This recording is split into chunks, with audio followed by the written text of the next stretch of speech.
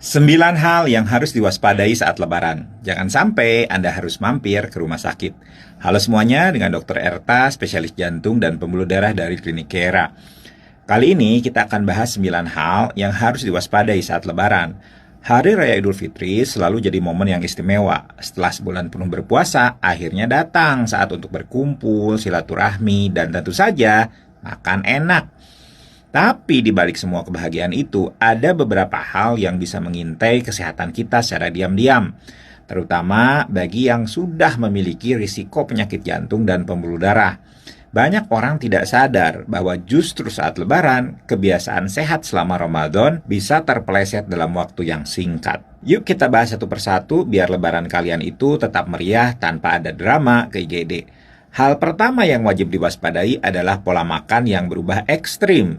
Selama Ramadan, kita sudah terbiasa makan 2 kali sehari dan lebih teratur. Tapi begitu Lebaran datang, ritme itu langsung kacau. Makan pagi, makan siang, ngemil sore, makan malam, belum lagi icip-icip di setiap rumah yang dikunjungi. Makanan datang bertubi-tubi, mulai dari lontong sayur, rendang, sampai kue kering yang tidak berujung. Sistem pencernaan kita jadi kaget, metabolisme terganggu, dan jantung harus kerja keras mengatur semuanya. Apalagi kalau makannya itu terburu-buru atau dalam porsi yang besar. Risiko naiknya tekanan darah tinggi dan gula darah ya semakin tinggi. Nah, lanjut ke makanan yang tinggi lemak dan kolesterol. Siapa sih yang bisa nolak opor ayam, sambal goreng ati, gulai daging, dan teman-temannya? Enaknya itu memang nggak terbantahkan. Tapi kandungan lemak jenuhnya itu bikin kolesterol jahat atau LDL kita naik. Kolesterol ini bisa menumpuk di dinding pembuluh darah, menyempitkan aliran darah, bahkan menyumbat. Inilah cikal bakal serangan jantung dan stroke. Makan boleh, tapi ingat porsinya. Jangan karena pengen balas dendam makan, jantungnya malah jadi korban. Ketiga, gula berlebihan juga nggak kalah bahaya. Kue nastar, lapis legit, es sirup, kolak, dan kue-kue lainnya itu berjejer cantik menggoda iman. Tapi kalau semua dicoba dan tiap rumah disamperin ada sesi icip-icip manis, bisa-bisa gula darah naik drastis.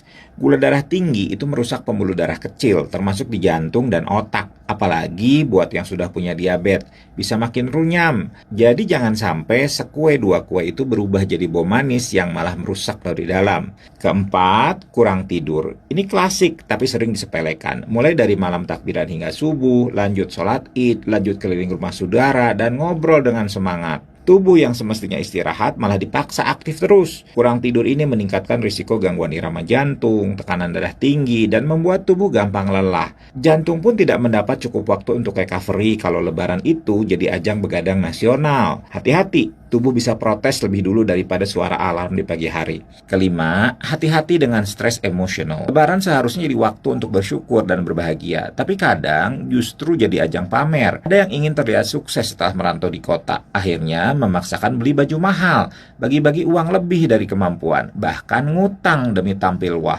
Di sisi lain, kondisi keuangan sebenarnya pas-pasan. Ujungnya timbul tekanan batin. Belum lagi kalau saat pulang kampung disambut dengan pertanyaan klasik, kapan nikah? Padahal jodoh juga belum tampak di radar. Stres seperti ini bisa berdampak nyata di kesehatan, termasuk tekanan darah dan detak jantung yang jadi nggak beraturan. Jadi jangan sampai Lebaran itu berubah jadi momen silaturahmi yang hangat, jadi ajang perbandingan hidup ya. Keenam, dehidrasi karena kurang minum air putih. Ini terjadi karena banyak yang terlalu fokus makan makanan enak dan minuman yang manis. Banyak orang lupa bahwa yang paling dibutuhkan tubuh itu adalah air putih. Apalagi kalau cuaca Lebaran sering panas dan aktivitasnya itu padat. Kurangnya cairan bikin darah jadi lebih kental, meningkatkan risiko terjadinya penggumpalan darah, serta memperberat kerja jantung.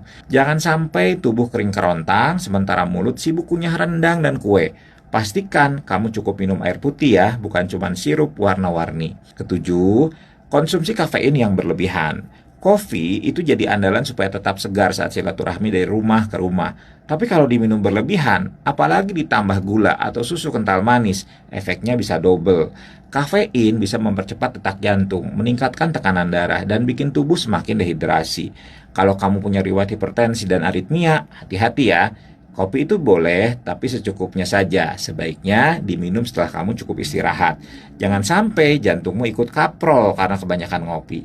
Kedelapan, obat-obatan rutin yang terlewat. Nah, ini juga sering banget kejadian. Karena sibuk keliling, banyak pasien penyakit kronis yang lupa atau bahkan sengaja tidak minum obat. Ada yang merasa, saya sehat-sehat saja, atau malu minum obat di depan keluarga besar. Ada juga yang khawatir, nanti banyak kencing, bisa repot.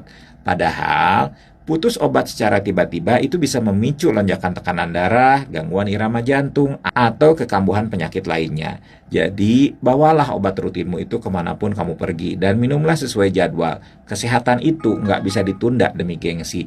Dan kesembilan, yang paling sering tapi tidak disadari, itu kurang gerak alias mager. Setelah makan besar, karena kenyang, capek karena telah begadang semalaman, dan ngantuk, tubuh pun cenderung ingin langsung rebahan. Nah, ini combo yang bahaya.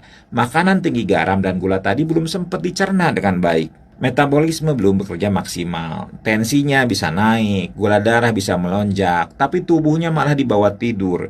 Nah, ini bisa memperparah risiko hipertensi, gula darah yang tidak stabil, bahkan memperlambat sirkulasi darah. Jadi jangan langsung tidur sehabis makan. Jangan biasakan mendekati tidur makan besar. Gerak dulu, jalan pelan-pelan keliling rumah, itu sudah sangat bantu. Anggap saja olahraga ringan sambil antar kue ke tetangga. Teman-teman, Lebaran itu memang waktunya untuk merayakan.